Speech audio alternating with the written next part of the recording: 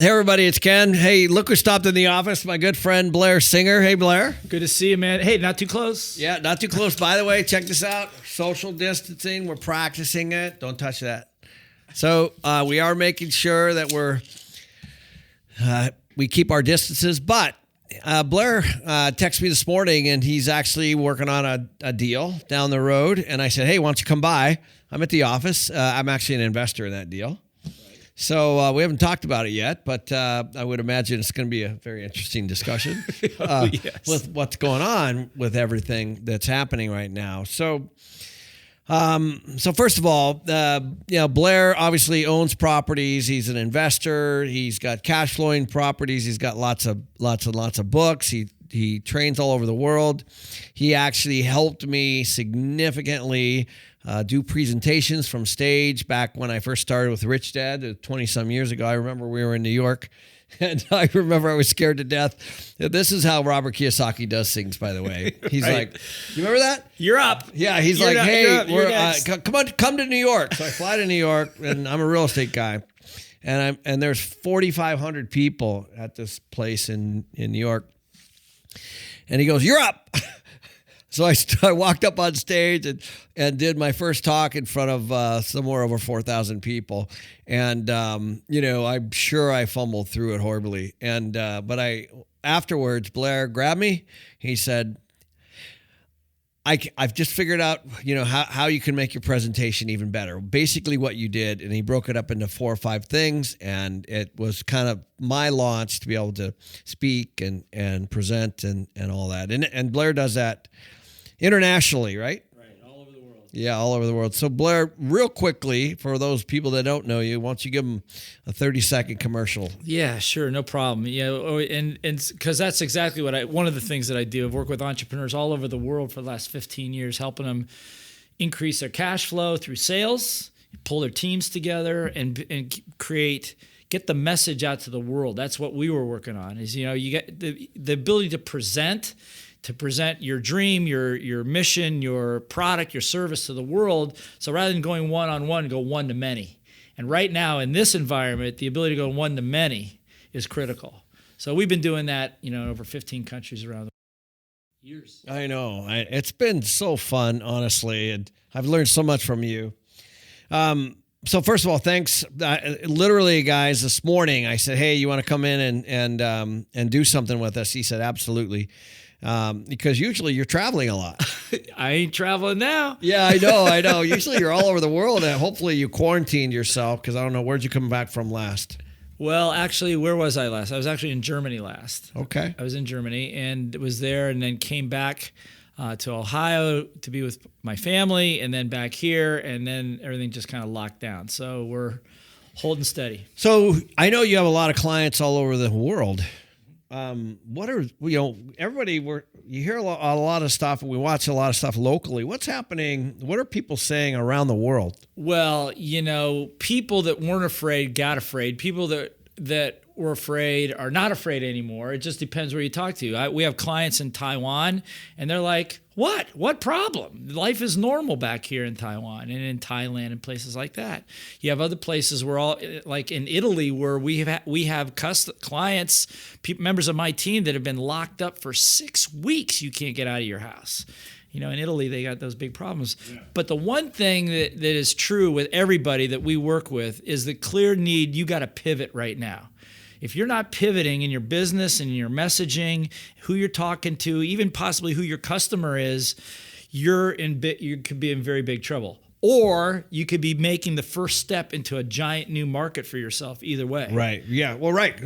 Some people, this is a clean slate time. People's slates are getting cleaned. Now, they don't want them cleaned, but they're getting cleaned. Right. So let's talk about pivot. I love that word. Yeah. So when you talk to somebody about it's time to pivot, what do you mean? Well, I think you got to pivot from a sales perspective. Let's talk about income, okay? From an income perspective, you got to pivot. What's the message that you put out to your customers? Is it the same message today that it was 2 weeks ago? because their needs are different. If you look at Maslow's hierarchy, right? At the top, people want to be their best. Now there are people that are worried about survival. They're worried about security. So how do you take whatever you're offering and put it in terms that give them some sense of ease along the lines that make sense to them? So it's part of it's pivoting your message. It could also be pivoting your product or your service or your offering. If you were offering, like for us, we do a lot of work with teaching people to be teachers, leaders, and trainers over the last 5 years. Our roots are in team and sales development, right? So we are shifting very much heavily back to helping people generate income. How do you crisis-proof your sales team? I know. I'll tell you a funny story. True story. My trainer, who I love, I've been training with this guy for 4 years. He's in his 50s. He's done Ironman, all that kind of stuff, and he's a great trainer. But I've been telling him for years, I'm like, hey, like you gotta like, because he loves photography too. I go, you gotta go. He's not on social media. Okay, think about this.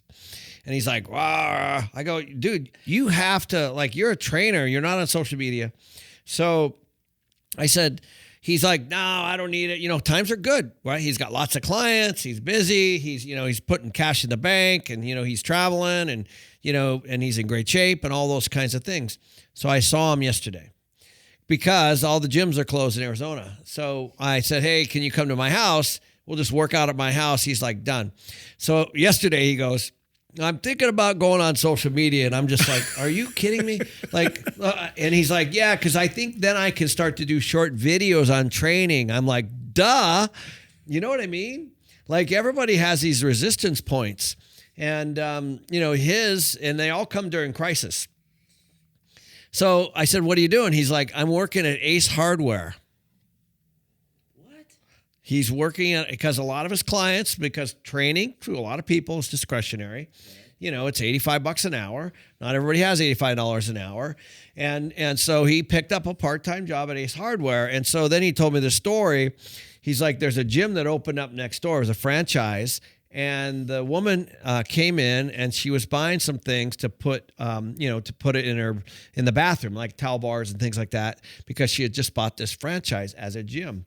And then, of course, the governor said all gyms are closed. So she bought it, put all this money in there, has this loan, and he's telling me the story, and I'm like, are you like? This is exactly why I've been telling you to build this internet presence. People know you need a personal brand. And you talk a lot about personal brand. And this is a guy that does not have a personal brand. He believes that tomorrow is going to be as good as yesterday. I don't know about you, Blair, but I've been through a lot of corrections. And he's not positioned to pivot. He's now starting at zero. He's not even online. Right? I know. I understand it. I see it a lot. It is a part of us. Like you said, we're having to pivot a lot too. And what happens is, Mac Newton has a great expression. He told me, he goes, this is his line. I love it. He goes, crisis is change trying to happen.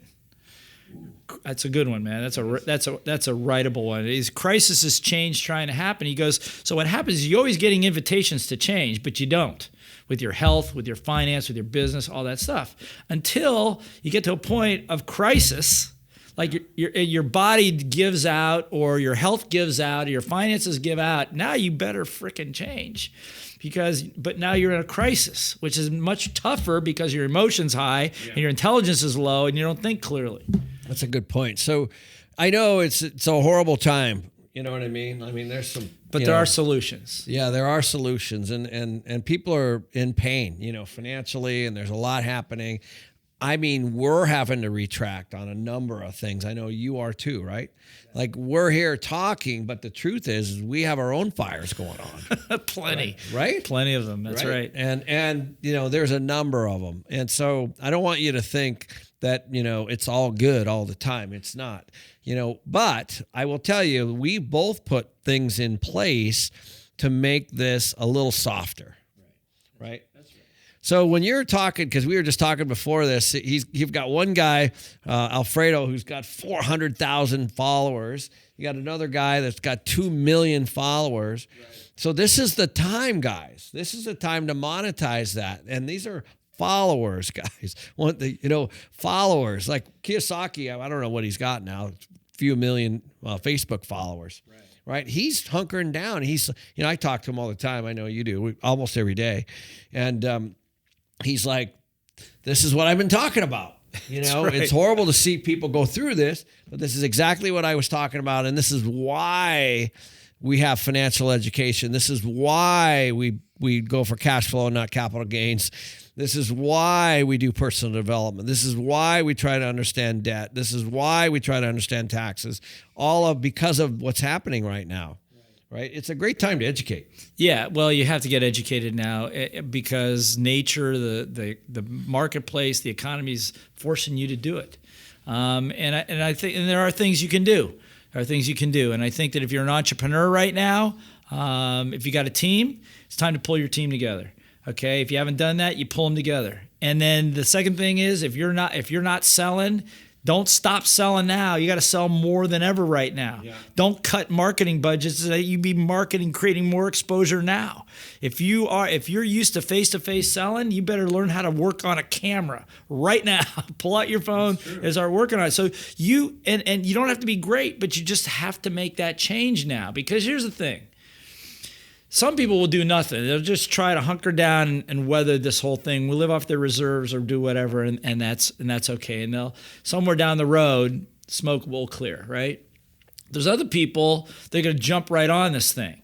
And even if what you're doing is not necessarily the right thing right now, but you're doing the right things, but you're not doing them perfectly yet, by the time the smoke clears, you're going to be so freaking far ahead of everybody else that was doing nothing, that this is the greatest opportunity in the world to get ahead in business right now. I know. I was talking to Curtis, today. And, he's like, yeah, I lost $20 million in 2008. He goes, I was literally spoke to him today. I go, yeah, I know. There's a lot of people lost a lot of money in 2008. He goes, you know what it was? I go, what? He goes, practice. He goes, it's practice for what I'm about ready to go through, right? Yeah. Because it's true. You don't really learn much when times are good. I mean, that's been my experience. And, when everybody's making money, what are they doing? They're buying cars, they're buying houses, they're doing all these things that are excess related. But now is when everybody really learns the lessons. That's right. And again, that's what I'm saying is that I work with a lot of entrepreneurs. I got a big team. We got about in terms of trainers, we got about 450 of them deployed around the world. I mean, they're their own business guys. They're entrepreneurs, but they're all part of the same group. And, working with them and pulling them together and just cross-pollinate. Well, this is working for you. What's working for you? What's working for you? And people going, I tried that. Let's do that. Joint venture. Let me share your post. And if you've got a network, it's probably, even if you got nothing right now, my suggestion is jump on a network. Become part of one. Become part of something. Yeah, because being alone is two problems. First of all, you're gonna lose out. Second thing, it's not good for your mental health. The first sign of depression is isolation. So if you isolate yourself and say, well, I'm not gonna, you're not doing your little voice and your mindset any good at all. And I've seen a lot of that right now. So if nothing else, pull your team together, creates the connection, creates energy, the energy creates confidence, et cetera, et cetera. So let's walk through, there's people, going through different stages at different times. You know what I mean? The first stage is typically shock, denial, right? Right. I mean, and so the question is how resilient are you? Right. Right? Yeah. I mean, obviously we're all in shock and denial. But then you have to just dust yourself off. Because no one's watching. No one cares. No, everybody's pretty selfish, right? Nobody's judging you. Nobody cares. Nobody cares. They care about themselves and what's happening next. There's no one watching. That's right. You know what I mean? This is your time. This is your time to do something for yourself and your family. And it's interesting you say that too, is that I was at Robert's house the other day and we were talking about sales. And he goes, okay, so if you're going to help people with sales, what does it all boil down to? What's the big thing? What is, you know how he gets in your face? Yeah. What's the thing? No, it's not that. No, it's not that. He argues with you. He's yelling at me. You're telling him the answer and they yell. He goes, okay, so what do you want? He goes, what is it? I go, it's fucking discipline. He goes, yeah, discipline. And it just popped out. I mean, he's brilliant that way, right? And so it's like, he goes, explain to me discipline. I go, well, in my life and in your life, in all of our lives, there's something that you're probably very disciplined in, something that you're going to do because you know it's the right thing. It could be your health. It could be working. For me, it's health. It's working out. It's honing my personal skills, and I'm really diligent about that and studying and those things. And so now the question is, right now, if you're going to generate income, you got to take that discipline in that area of your life and now move it to this area of the life. That's right. Because that's what's going to keep you going. I mean, that's what's true for me. It's kind of like what Mac Newton said. Totally. So I'm working out with him online, right? So he's doing everything online. And the workouts now online are harder than when I'm in his freaking studio. He yells at me, he goes, hey, what's the temperature in your room? Because he always turns it up really hot. And I look, and I could lie to him. But it goes 75. Turn it up to 90. Right? So he's going through this workout, and I'm dripping wet, and I'm thinking to myself, this is what I need right now. Me. I'm not saying you. I'm saying me. Because it reminds me that I can do this, I can do that. I can be disciplined here, I can be disciplined there. And well, we all know that you're the leader in that area. How many times have you climbed Kilimanjaro? 11. 11 times, yeah. So, okay. So Blair is a rock star when it comes to health, and some of you are and some of you are not. Right. Right? And so the question is, what's your financial health? Exactly. What's your spiritual health? What's your relationship health? Everybody focuses on their physical health, which is super important, right? Yeah. But it's a balance. Yeah, and different parts of your life and different times of your life are going to be called upon with a crisis or a challenge. And what I got from Mac is the only reason it's a crisis is because you kicked the can down the road too long. And you and I have had this discussion more than once when you've been in my face. And you could probably just after this call say, I told you, right? But we all know that. Yeah. And you know it at the time that you make the decision. You know at the time that you make the wrong decision that you should have done something else. Well, now it's all on the table. Yes, it is. And now we have to just freaking deal with it. Right. That's why it's the best of times. Let me tell you what this time is. It's your financial report card. That's what it is. Totally. Right? Yeah. Period. Yeah. So what's your GPA? Right. Right? That's it. So I remember Robert telling me, he's like, yeah, Blair's working so hard at the gym, and I'm just riding my little bike. He's watching you run lines and do everything. Yeah, he goes, what do you say? He said, I'm gonna always be richer than you. And I go, yeah, well, I'm gonna live longer than you.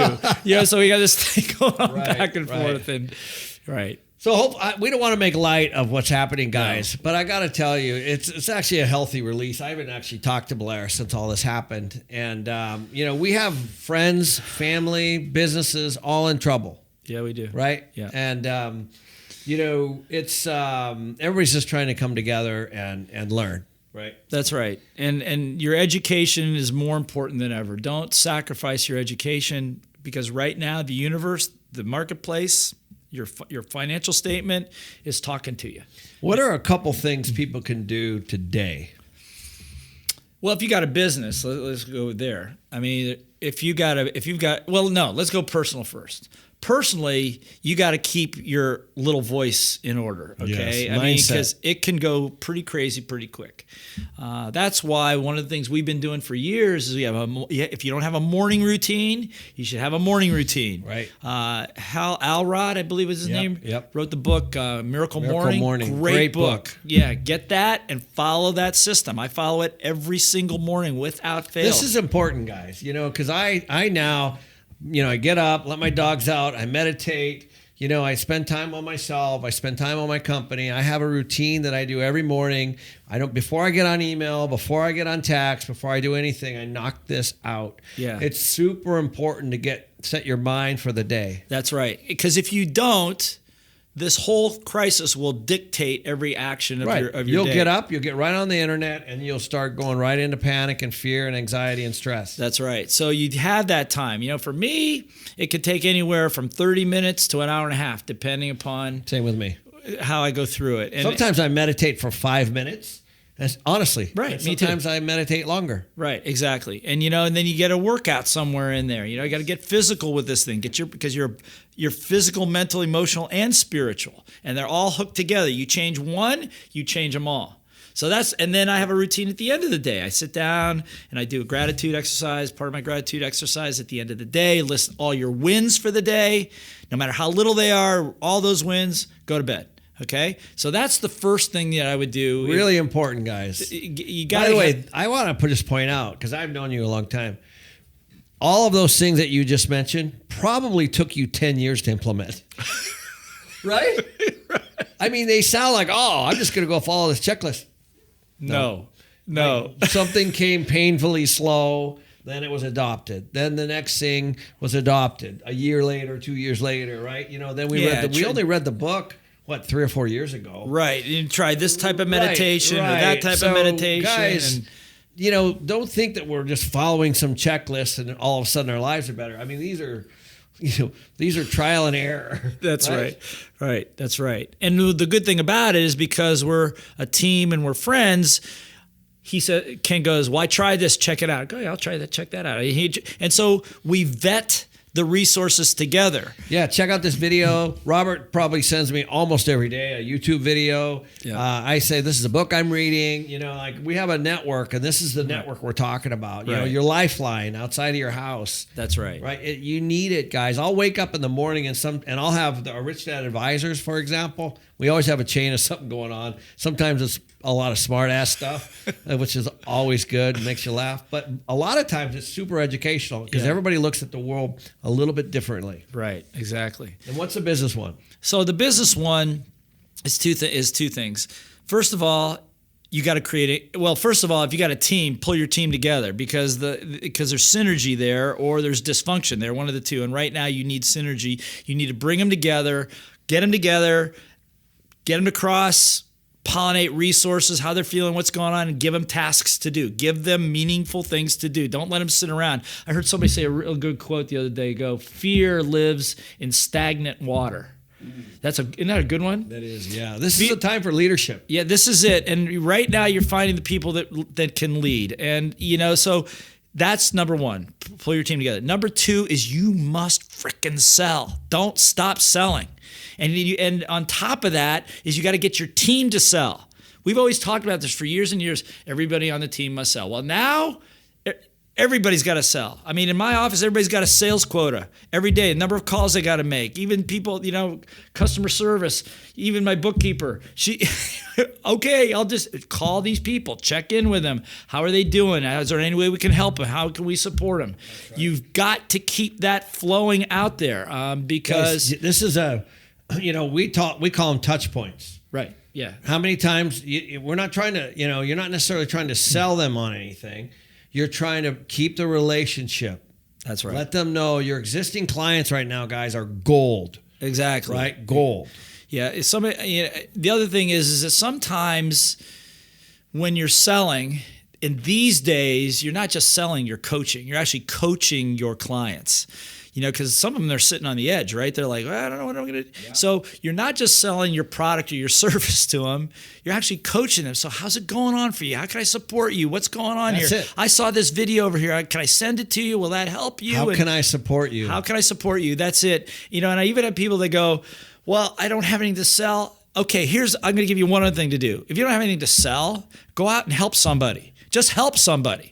Find something that people want and need and help them get it, which is basically all sales is anyway. Yeah, and there's a tremendous amount of gratitude around that. Blair, you're the best.